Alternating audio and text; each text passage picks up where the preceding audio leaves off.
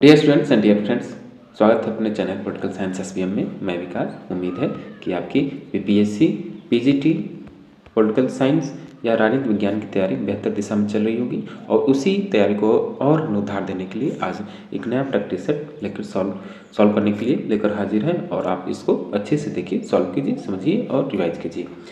मैं बार बार कह रहा हूँ कि कम से कम आपको 3 या 4 शॉर्ट पेपर एक दिन में करना है, 1 से 2 प्रैक्टिस सेट एक दिन में करना है और बाकी जो भी आपका कंटेंट आपके पास अवेलेबल है उसको रिवाइज करना है। और ख़ासकर आपको जीएस के सेक्शन पे थोड़ा सा ध्यान देना है। हर एक सेक्शन वाइज को आप लेकर थोड़ा थोड़ा चलिए, ये नहीं कि पूरा ही पढ़ना है। जो पढ़िए ठोस पढ़िए, अगर उससे कोई क्वेश्चन आ जाए, एक ऑप्शन भी आ जाए तो उसके आधार पे आप सही कर सकें। अगर आपका जीएस में 25 प्लस या 20 प्लस है तो फिर आप और अपने सब्जेक्ट में लगभग 43 या जो अनरिजर्व कैटेगरी है उनके लिए अगर 48 से 49 तक जाते हैं तो उनका सिलेक्शन तय है। तो जरूरी है कि आप विषय के साथ साथ जीएस वाले सेक्शन पर भी ध्यान दें। तो आइए सॉल्व करते हैं बिना देर किए। तो आगे बढ़ने से पहले वही आपसे पुराना घिसा पिटा रिक्वेस्ट है कि प्लीज़ आप चैनल को सब्सक्राइब कीजिए, वीडियो को लाइक करना न भूलें और अपने दोस्तों में अधिक से अधिक शेयर कीजिए और साथ ही चैनल को सपोर्ट करने के लिए आप चैनल को ज्वाइन भी कीजिए। और किसी प्रकार का डाउट हो, क्वेश्चन से रिलेटेड या और कुछ नया कंटेंट आपको चाहिए किसी भी टॉपिक से रिलेटेड, तो आप कमेंट बॉक्स में कमेंट कर सकते हैं। तो पहला क्वेश्चन देखिए, कौटिल्य निम्नलिखित में से किस विचारक के समान नारी को पुरुष से निम्न माना है? ऑप्शन देखिए, मार्क्स, प्लेटो, अरस्तु या इनमें से कोई नहीं। तो अरस्तु के समान जो नारी को पुरुष से निम्न मानता है। क्वेश्चन नंबर 2, प्लेटो अपने आदर्श राज्य में क्या अपनाया है? वैज्ञानिक मार्ग, अवैज्ञानिक मार्ग या अतिवादी मार्ग या मध्यम मार्ग? तो प्लेटो अपने आदर्श राज्य में अतिवादी मार्ग का अपना रुख अख्तियार किया या अतिवादी मार्ग अपनाया है वो। क्वेश्चन नंबर 3 है, राज्य को धनवान, सुखी और आत्मनिर्भर बनाने के लिए शासक को वाणिज्य, व्यवसाय और कृषि की उन्नति और विकास में रुचि लेनी चाहिए। तो मैकियावेली सिर्फ कूटनीति और अंतर्राष्ट्रीय संतुलन पर अपना ध्यान केंद्रित करता है या मैकियावेली आर्थिक पक्ष पर भी ध्यान देता है? मैकियावेली सिर्फ कठोर अनुशासन और भय के सहारे पक्षधर है। तो मैकियावेली कहता है कि मैकियावेली आर्थिक पक्ष पर भी अपना ध्यान देता है। इसका मतलब यही हुआ ऑप्शन बी। क्वेश्चन नंबर 4 है, आईसीएस परीक्षा अच्छी श्रेणी में उत्तीर्ण होने के बावजूद अरविंद को अयोग्य घोषित कर दिया गया, क्योंकि इसलिए उनको श्री अरविंद को अयोग्य घोषित कर दिया गया क्योंकि वे घुड़सवारी में असफल हो गए थे। क्वेश्चन नंबर 5 है, अपने ही हितों के लिए नहीं जी रहे हैं और लोगों के लिए भी हमें कार्य करना है, उनके लिए जीवन देना है, यह किसका कथन है? तो ये कथन है आपका, देखिए ऑप्शन देखिए आप, तो ये कथन होगा श्री अरविंद घोष का। नेक्स्ट क्वेश्चन नंबर 6 कि अरविंद के मतानुसार भारत को स्वतंत्रता की उतनी ही आवश्यकता है जितनी संसार को भारत के डैश मार्गदर्शन की, धार्मिक, सामाजिक या आर्थिक या आध्यात्मिक? तो इसका आंसर होगा डी, आध्यात्मिक। क्वेश्चन नंबर 7 है, यह मेडिसन विस्कॉन्सिन ही था जो लॉ फॉलोड प्रोग्रेसिविज्म का घर है, जहां यहूदी और यूरोप में उत्पन्न सहपाठियों के साथ बैठकर मैंने मार्क्सवादी प्याले से उसकी विचारधारा का भरपेट आस्वादन किया। यह कथन निम्न में से किसका है? जयप्रकाश नारायण, एम.एन. रॉय, राम मनोहर लोहिया या कर्पूरी ठाकुर? तो ये कथन है आपका जेपी साहब का, जयप्रकाश नारायण जी का। क्वेश्चन नंबर 8 है कि जयप्रकाश नारायण के शब्दों में वह कौन से आरंभिक अनुभव थे जिन्होंने मेरे अवचेतन मन पर पीड़ितों के प्रति सहानुभूति की नींव डाल दी? सहानुभूति मेरे भीतर निहित थी, परंतु ऊपर के चेतना स्तर पर निश्चय ही इसे डैश उभार कर लाया। ऑप्शन लेनिनवाद, स्टालिनवाद, मार्क्सवाद या गांधीवाद? तो इसका सही आंसर होगा ऑप्शन सी, मार्क्सवाद। क्वेश्चन नंबर 9 देखिए कि समाजवाद का उद्देश्य समाज का सुमेलपूर्ण और संतुलित विकास है, यह कथन किसका है? राम मनोहर लोहिया, जयप्रकाश नारायण, मानवेंद्र नाथ रॉय या इनमें से कोई नहीं? तो आप बताइए। तो इसका आंसर होगा option B, Jayaprakash Narayan. Question number 10 है, प्रजातंत्र की समस्या मूलतः एक नैतिक समस्या है। जब एक लोगों के नैतिक और आध्यात्मिक गुण यथेष्ट रूपेण विकसित नहीं होते तब तक सर्वोत्तम संविधान और राजनीतिक पद्धति से कुछ नहीं होगा। उक्त कथन किसका है? तो उक्त कथन है आपका JP Jayaprakash Narayan. Question number 11 कि लोगों की स्वायत्त शासित संस्थाओं के नीचे से ऊपर उठना चाहिए और लोगों के विचारों, उनकी इच्छाओं और आवश्यकताओं के प्रति संवेदनशील होकर सीधे उनके नियंत्रण में होना चाहिए। यह किसने कहा? तो ये कथन है आपका फिर से जयप्रकाश नारायण का। क्वेश्चन नंबर 12 है, इतिहास, नीतिशास्त्र, दर्शन और विधि तक अपने को सीमित रखने वाला उपागम कहलाता है। क्या? ऐतिहासिक, परंपरागत या व्यवस्था या उपयुक्त में से कोई नहीं। इसका आंसर होगा ऑप्शन बी, परंपरागत उपागम। 13 देखिए, अधिनायकवादी राज्य में किस प्रकार की दलीय प्रणाली होती है? बहुदलीय, द्विदलीय या एक दलीय या इनमें से कोई नहीं। तो जो अधिनायकवादी व्यवस्था है उसमें जो दलीय व्यवस्था होती है वो एक दलीय वन पार्टी सिस्टम होता है, यानी एक दलीय प्रणाली होती है। क्वेश्चन नंबर 14, किसका मानना है कि प्रजातंत्र में बहुमत की निरंकुशता होती है? बेहद महत्वपूर्ण कोट है ये कि बहुमत की निरंकुशता, इन प्रजातंत्र में बहुमत की निरंकुशता कौन स्वीकार करता है? तो ये है आपके, देखिए कौन है, तो जेएस मिल है। क्वेश्चन नंबर 15 कि निम्नलिखित में से किस विद्वान ने सामाजिक उत्पादों के विकास को श्रम के विभाजन से संबंधित किया है? तो ये है आपके कौन? तो इसका सही आंसर होगा option A, Adam Smith. Question number 16 कि निम्नलिखित में से कौन संप्रभु के एकलवादी सिद्धांत के प्रतिपादक हैं? मैटलैंड, क्रेव, बार्कर या जॉन ऑस्टिन? तो संप्रभुता सिद्धांत का जो एकलवादी सिद्धांत का प्रतिपादक है वो है कौन? John Austin. और उनकी रचना है लेक्चर्स ऑन जूरिस्प्रूडेंस, विधि शास्त्र पर व्याख्यान। 17 देखिए, भोलवादियों के अनुसार राज्य का मुख्य कार्य क्या है? तो भोलवादियों के अनुसार जो राज्य का मुख्य कार्य है, आप देखिए सोचिए इसको कौन सा आंसर सही होगा। तो भोलवादियों के अनुसार राज्य का मुख्य कार्य है कि विभिन्न समूहों तथा समुदायों की गतिविधियों में सामंजस्य स्थापित करना। ऑप्शन ए इस राज्य को समुदायों का समुदाय मानते हैं या संघों का संघ मानते हैं। क्वेश्चन नंबर 18 देखिए, आंतरिक सुरक्षा अधिनियम लागू किया गया। आंतरिक सुरक्षा अधिनियम कब लागू किया गया? तो ये होगा आप बताइए कब हुआ? तो याद रखिएगा, आंतरिक सुरक्षा अधिनियम जो लागू हुआ ये आपातकाल के दौरान लागू हुआ, तो 1976 होगा, ऑप्शन बी। नेक्स्ट क्वेश्चन है क्वेश्चन नंबर 19 कि निम्नलिखित में से किसने स्वतंत्रता को स्व आरोपित कर्तव्य भाव के परमादेश के अनुपालन के रूप में परिभाषित किया है? कौन? तो ये है आपके Immanuel Kant, option D right answer होगा। क्वेश्चन नंबर 20 और बेहद महत्वपूर्ण है, मैन वर्सेस द स्टेट नामक पुस्तक किसने लिखी? स्पेंसर, बेंथम, हॉब्स या जेएस मिल? तो मैन वर्सेस स्टेट जो पुस्तक है ये हर्बर्ट स्पेंसर की पुस्तक है। अगला प्रश्न क्वेश्चन नंबर 21 कि निम्न विचारकों में से किसने मनुष्य को भोला भाला जंगली कहा? उदात्त या नोबल सेवेज किसने कहा? Thomas Hobbes, John Locke, Rousseau या कोई नहीं? तो इसका आंसर होगा C, J Rousseau. Question number 22 निम्नलिखित में से किस पुस्तक में कल्याणकारी राज्य यानी वेलफेयर स्टेट शब्द का सर्वप्रथम प्रयोग किया गया? किसमें? तो क्वेश्चन नंबर 22 का answer option C, citizen and churchman में। 23 देखिए, किसका मत है कि राज्य विधि का शिशु एवं जनक दोनों है? मकाइवर, लास्की, कोकर या हॉलैंड? तो क्वेश्चन नंबर 23 का आंसर होगा ऑप्शन ए, मैकाइवर। यह किसका कथन है कि राज्य व्यक्ति का पूर्वगामी है, राज्य व्यक्ति से पूर्व है? एक और कथन आता है इसमें, राज्य व्यक्ति का बृहद रूप है। ये दोनों क्वेश्चन आपको पता होना चाहिए। तो राज्य व्यक्ति का पूर्वगामी है या राज्य व्यक्ति से पूर्व है, ये कथन तो आपका अरस्तु का है। लेकिन अगर पूछे कि राज्य व्यक्ति का बृहद रूप है तो प्लेटो का कथन है। क्वेश्चन नंबर 25 देखिए, निम्न में से कौन प्रधानमंत्री कार्यालय का प्रशासनिक अध्यक्ष होता है? तो कौन होता है प्रधानमंत्री? जो पीएमओ होता है उसका प्रशासनिक अध्यक्ष कौन होता है? तो ये होते हैं आपके प्रधानमंत्री का जो सचिव होता है वो। 26 देखिए कि ब्रिटिश प्रधानमंत्री निम्न में से किसकी नियुक्ति की सिफारिश नहीं करता है? आप बताइए, ऑप्शन देखिए आप। तो किसकी नियुक्ति का सिफारिश नहीं करता है ब्रिटिश प्रधानमंत्री? तो राजकोष का जो प्रथम लॉर्ड होता है उसका, तो ऑप्शन डी राइट आंसर होगा। क्वेश्चन नंबर 27, थर्ड वर्ल्ड अवधारणा का प्रयोग निम्न में से किसने किया था? यानी तीसरी दुनिया जो का उसका जो कंसेप्ट है, विचार है, किसके द्वारा प्रस्तुत किया गया? बेहद महत्वपूर्ण है, आप बताइए। तो ये है आपके कौन?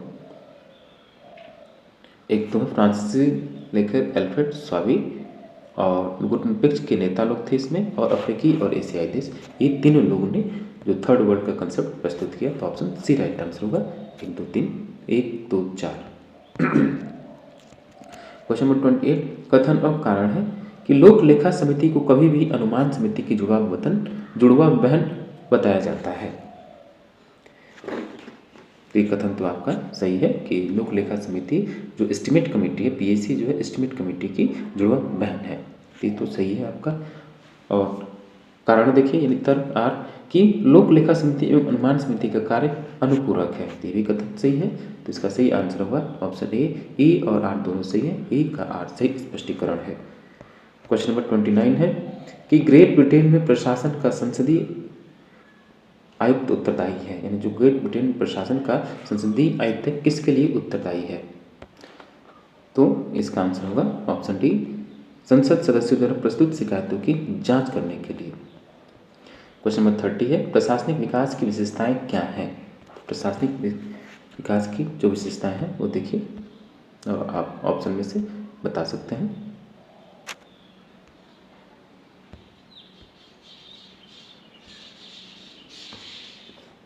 तो जो प्रशासनिक विकास की जो विशेषताएं हैं वो है आपकी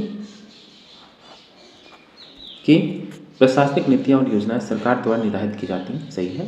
प्रशासनिक विकास का तात्पर्य प्रशासनिक मशीनरी के विकास से है। सही है। इसमें प्रशासनिक व्यवस्था की संरचना एवं कार्यों में वांछित परिवर्तन समाहित होता है। सही है। और ये प्रशासनिक संस्कृति से संबंधित है। सही है। चारों ऑप्शन सही है। तो ऑप्शन डी राइट आंसर होगा। क्वेश्चन नंबर 31, अभिवृद्धि मानवीय प्रयासों का परिणाम है।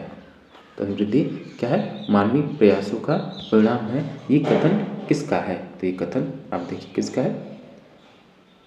तो अभिवृद्धि मानवीय प्रयासों का परिणाम है। ये कथन आपका W.A. लेविस का है।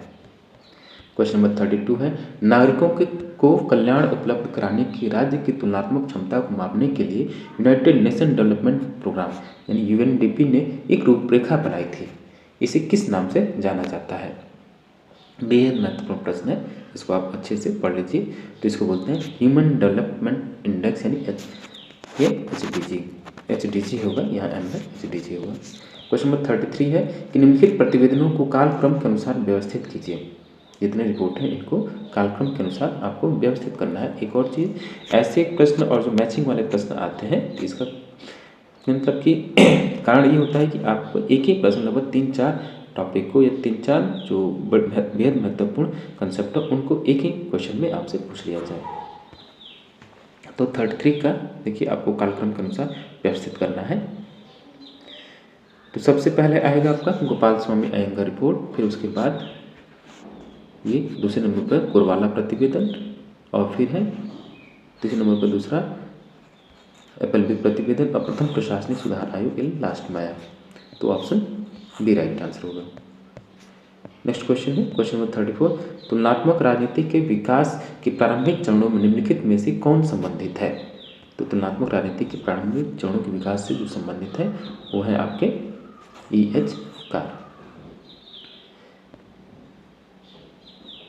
क्वेश्चन नंबर 35 कि संविधान की 12वीं अनुसूची द्वारा नगर पालिकाओं के क्षेत्र के अंदर कितनी कार्यात्मक मदें रखी गई हैं? तो है आपकी कितनी? तो है 18।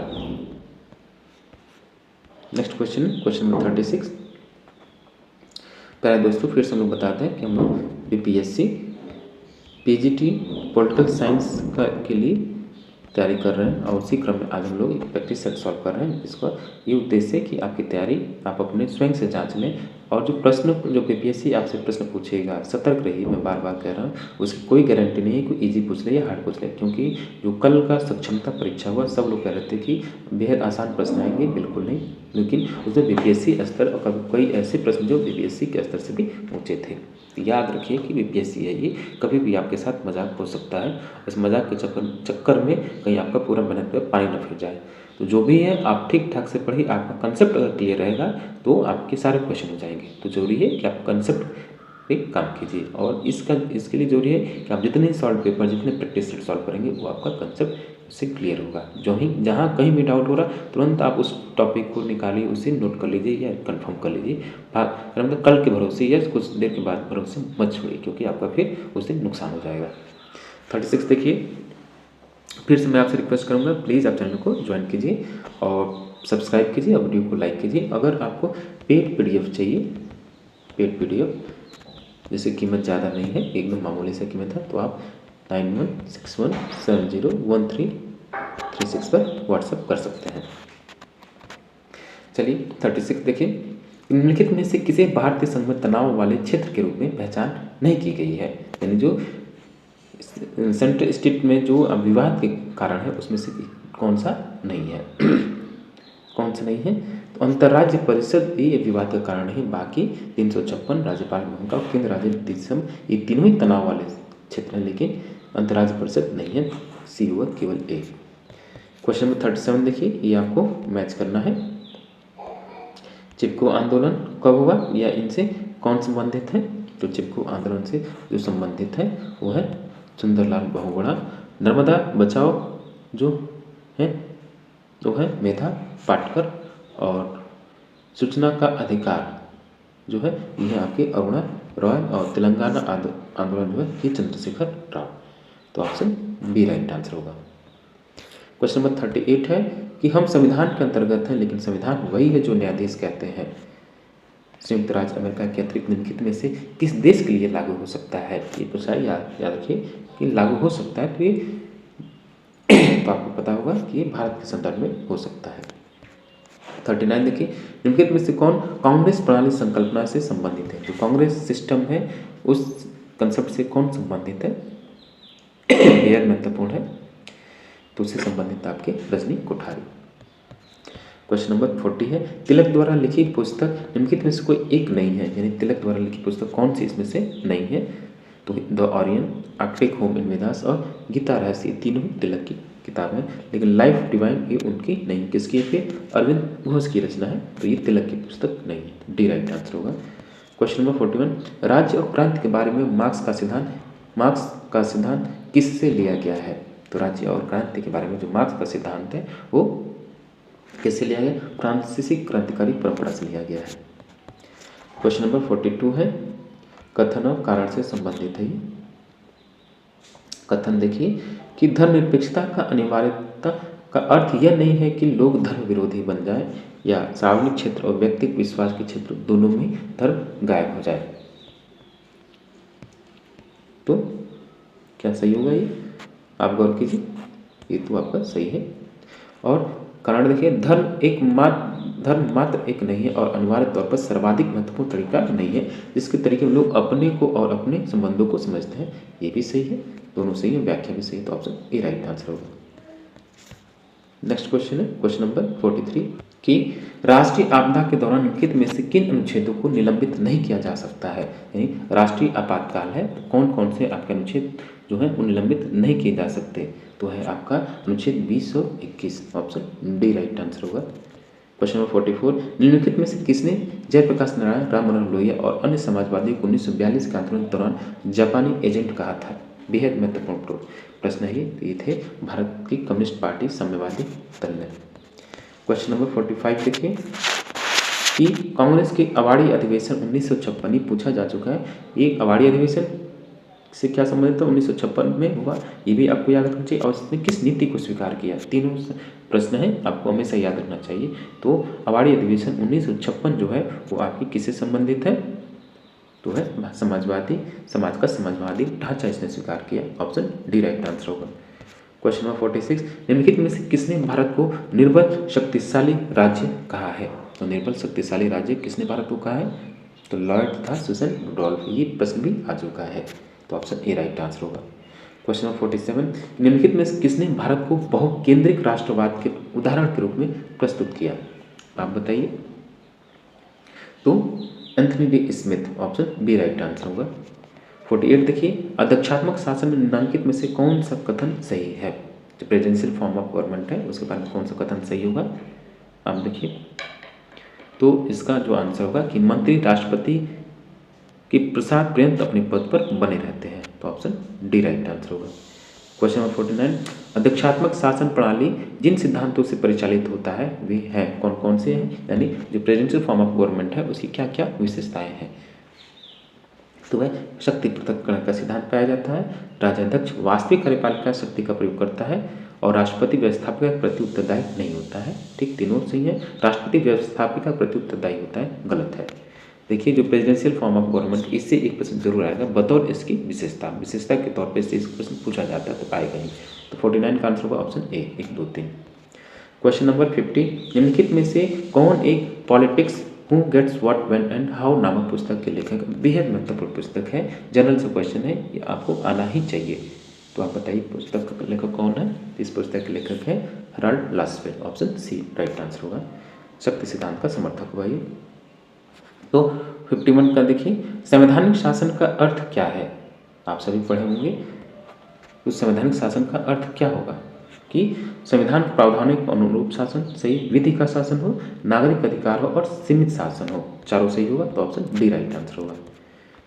क्वेश्चन नंबर 52 है, निम्नलिखित में से कौन सा संविधान शक्तियों के वितरण में अवशिष्ट शक्तियां केंद्र को प्रदान करता है? कौन? आप देखिए क्या आंसर होगा। तो इसका आंसर होगा ऑप्शन ए, कनाडा का संविधान। क्वेश्चन नंबर 53, निम्नलिखित में से कौन एक साटोरी के राजनीतिक दलों का वर्गीकरण का आधार नहीं है? कौन सा नहीं है साटोरी के राजनीतिक दलों का वर्गीकरण का आधार? तो 53 का आंसर होगा कि दलों में विखंडन की मात्रा, तो ऑप्शन डी राइट आंसर होगा। क्वेश्चन नंबर 54, संसदीय शासन सर्वप्रथम विकसित हुआ? तो आप सभी को पता है संसदों की जननी कौन है, या संसदीय शासन सर्वप्रथम विकसित कहाँ हुआ? तो ये ब्रिटेन में होगा, ऑप्शन डी। सामुदायिक दबाव गुटों का मुख्य कार्य क्या है?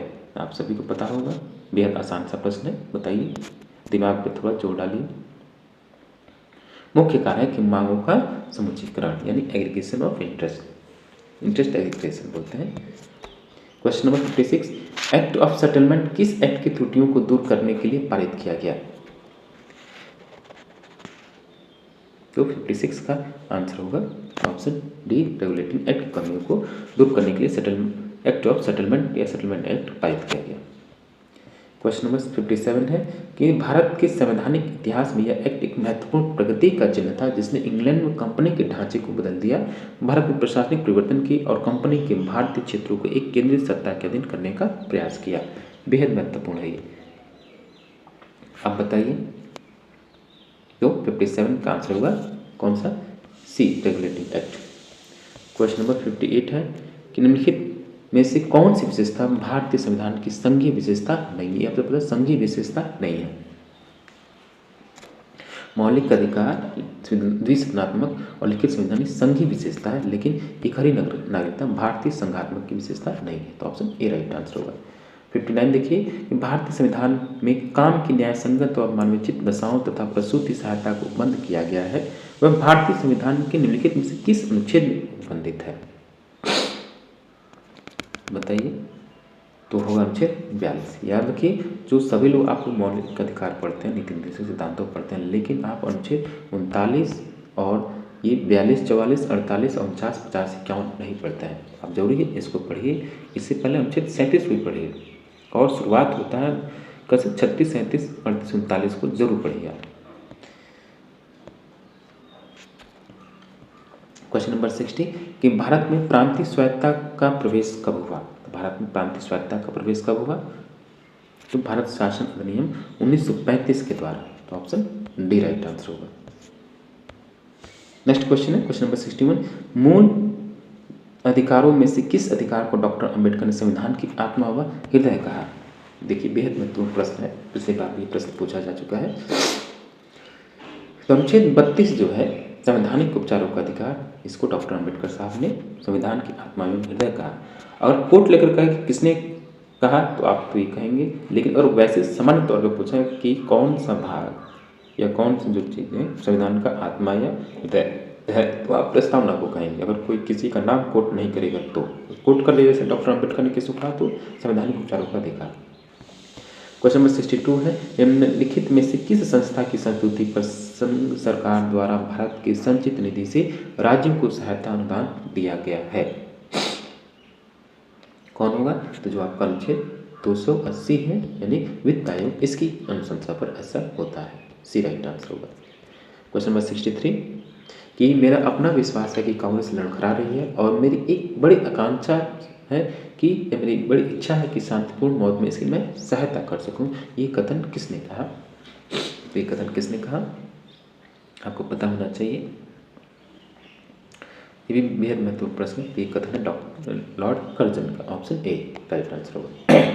डियर स्टूडेंट, फिर मैं आपसे रिक्वेस्ट कर रहा हूँ कि अगर आपने अब तक चैनल को सब्सक्राइब नहीं किया है तो प्लीज़ आप चैनल को सब्सक्राइब कीजिए और वीडियो को ज़रूर लाइक कीजिए और अपने दोस्तों में अधिक से अधिक शेयर कीजिए। अगर कोई दिक्कत है तो प्लीज़ आप कमेंट कर सकते हैं, और साथ ही अगर आपको पेड PDF की ज़रूरत है तो आप इस नंबर पे व्हाट्सअप कर सकते हैं। और ज़्यादा ही महंगा नहीं है, क्योंकि हम लोगों के साथ कोई 1-2 लोग काम करते हैं, उनके लिए थोड़ा सा कुछ मिल जाएगा तो वे ठीक रहेंगे। ठीक है, चलिए नेक्स्ट क्वेश्चन देखते हैं कि क्वेश्चन नंबर 64, अखिल भारतीय राजनीति में गांधी का पहला कदम था। तो पूरे भारत में जो गांधी जी का पहला कदम था वो था आपका चंपारण सत्याग्रह, चंपारण आंदोलन। क्वेश्चन नंबर नेक्स्ट है 65 कि निम्नलिखित में से कौन स्वराज पार्टी से संबंधित था? ये भी इससे भी प्रश्न हर बार आता है, पिछले TRE 1 और TRE 2 में आ चुका है। तो स्वराज पार्टी से संबंधित कौन था? याद रखिए ये थे MR जयकर साहब, बाकी तीनों इससे संबंधित नहीं थे।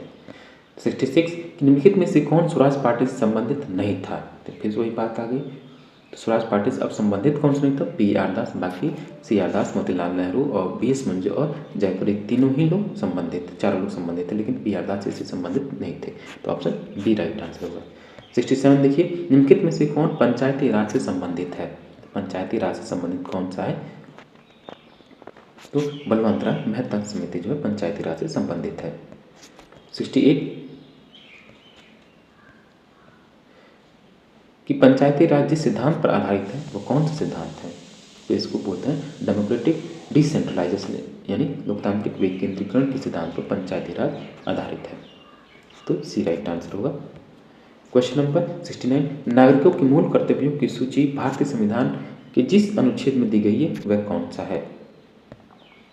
आप सभी को पता है, बताइए। तो है अनुच्छेद 51A या 51A 51 का। क्वेश्चन नंबर 70 है कि भारतीय स्वतंत्रता अधिनियम ब्रिटिश संसद द्वारा पारित कब किया गया? भारतीय स्वतंत्रता अधिनियम कब पारित हुआ ब्रिटिश संसद के द्वारा? तो जुलाई 1947 को। ऑप्शन बी राइट आंसर होगा। डियर स्टूडेंट्स, फिर से हम आपको बताते हैं कि ये जो आपका है BPSC PGT पॉलिटिकल साइंस के लिए हमने बेहद महत्वपूर्ण इस क्वेश्चन इस प्रैक्टिस सेट को सॉल्व किया, और आप इसमें देखेंगे लगभग सभी महत्वपूर्ण इसमें जो भी पॉलिटिकल साइंस के टॉपिक हैं उनमें इसको समाहित किया गया है।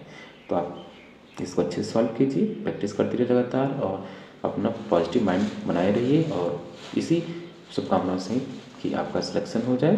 आप अपने सभी दोस्तों को मिठाई खिलाएं और हमको भी खिलाएं। तो मिलते हैं आपसे नेक्स्ट वीडियो में। Thank you for watching.